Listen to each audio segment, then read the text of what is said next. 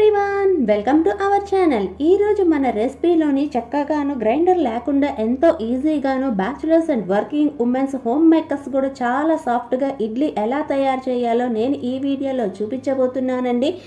ఇంకెందుకండి ఆలస్యం, వీడియోలోకి వెళ్ళిపోదామా మరి.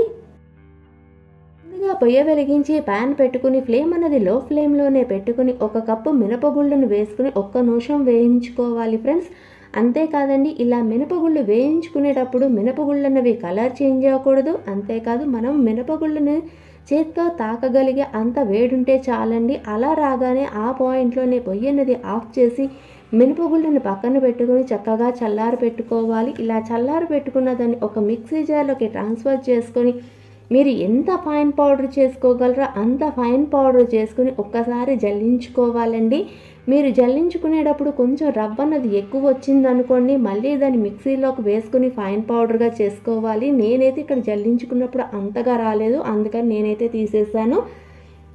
అంతేకాదు ఫ్రెండ్స్, ఇక్కడ నేను క్వాంటిటీ అన్నది మినపగుళ్ళు తక్కువ తీసుకున్నాను కాబట్టి ఇలా వేపుకోవడం జల్లించుకోవడం చేస్తున్నాను. మీరు క్వాంటిటీ అన్నది మినపగుళ్ళది ఎక్కువ తీసుకున్నారనుకోండి, మిల్లు పట్టించుకుంటే సరిపోతుంది. పౌడర్ చేసుకున్న మినపగుళ్ళను ఒక బౌల్లోకి ట్రాన్స్ఫర్ చేసుకోవాలండి. ఇలా ట్రాన్స్ఫర్ చేసుకున్న తర్వాత దీనిలోకి కొంచెం కొంచెం వాటర్ అనేది యాడ్ చేసుకొని కొంచెం లిక్విడ్గా ఈ మినపపిండిని కలుపుకోవాలి.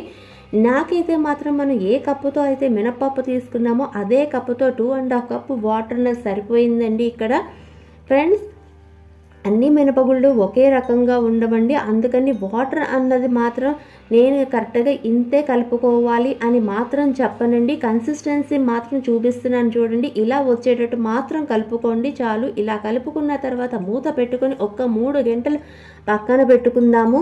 తర్వాత ఒక బౌల్ తీసుకొని దానిలోకి 2 కప్పుల ఇడ్లీ రవ్వను తీసుకొని శుభ్రంగా ఒక 2 సార్లు కడుక్కొని ఇడ్లీ రవ్వలోని వాటర్ అంతా గట్టిగా పిండేసి మనం ముందుగా రెడీ చేసుకున్న మినప్పిండిలోకి వేసుకొని ఉండలు లేకుండా చక్కగా కలుపుకోవాలి ఫ్రెండ్స్.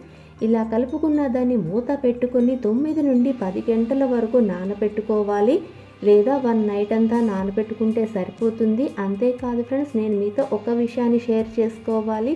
మనం మినప్పప్పు అన్నది వేపుకున్నాము, ఫైన్ పౌడర్ చేసుకున్నాము, జల్లించుకున్నాం కదా. ఇలా చేసుకున్న తర్వాత మనకు మినప్పిండి అనేది ఎంత క్వాంటిటీ వచ్చిందో అంతే క్వాంటిటీ ఈక్వల్గాను ఇడ్లీ రవ్వను తీసుకోవాలండి. నాకైతే అక్కడ మినప్పిండి అనేది 1 కప్ వచ్చింది కాబట్టి నేను ఇక్కడైతే ఇడ్లీ రవ్వ 2 కప్స్ తీసుకుంటున్నాను. ఇక్కడ ఇడ్లీ బ్యాటర్ని 1 నైట్ అంతా నానబెట్టుకున్నానండి. 1 నైట్ అయిన తర్వాత నేను ఇక్కడ చూపిస్తున్నాను చూడండి. మూత తీసి మన ఇడ్లీ బ్యాటర్లోని జస్ట్ చిన్న చిన్న బబుల్స్ మాత్రమే వచ్చాయి కదా, నార్మల్ ఇడ్లీ పొంగినట్టు పొంగలేదు కదా.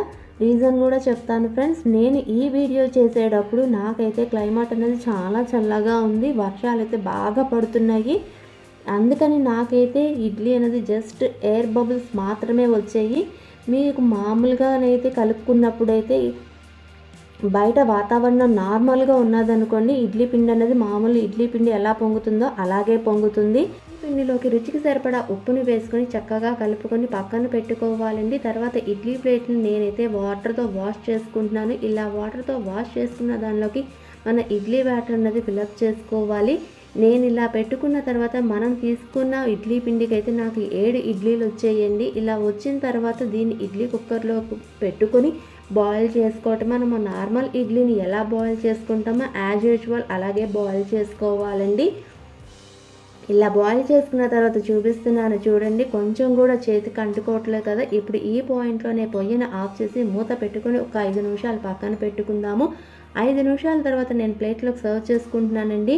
నేనైతే ఈ ఇడ్లీని శనగపిండి చట్నీ అండ్ కారపొడితో ఎంజాయ్ చేస్తున్నాను. శనగపిండి చట్నీ అనేది ఆల్రెడీ మన ఛానల్లో ఉంది, లింక్ అన్నది కింద డిస్క్రిప్షన్లో ఇస్తాను. ఎవరైనా చూడని వాళ్ళంటే ఒక్కసారి చెక్అవుట్ చేసేయండి ఫ్రెండ్స్. ఇలా బాయిల్ అయిన ఇడ్లీని నేను ఇక్కడ తుంచి కూడా చూపిస్తున్నాను చూడండి, ఎంత సాఫ్ట్గా ఉందో కదా. అంతేకాదు ప్రెస్ చేసి కూడా ఇడ్లీని చూపిస్తున్నాను చూడండి, చాలా మెత్తగా ఉంది ఫ్రెండ్స్. గ్రైండర్ కూడా అవసరం లేకుండాను bachelors and working women's home makers కూడా ఎంత చక్కగా సాఫ్ట్ ఇడ్లీ తయారు చేసుకోవచ్చు ఈ వీడియోలో చూశారు కదా. ఒక్కసారి ఈ రెసిపీని ట్రై చేసి ఆ ఫీడ్బ్యాక్ని నాతో షేర్ చేసుకోవడం మర్చిపోవద్దు. మీకు కానీ ఈ వీడియో నచ్చితే లైక్ చేయండి, షేర్ చేయండి.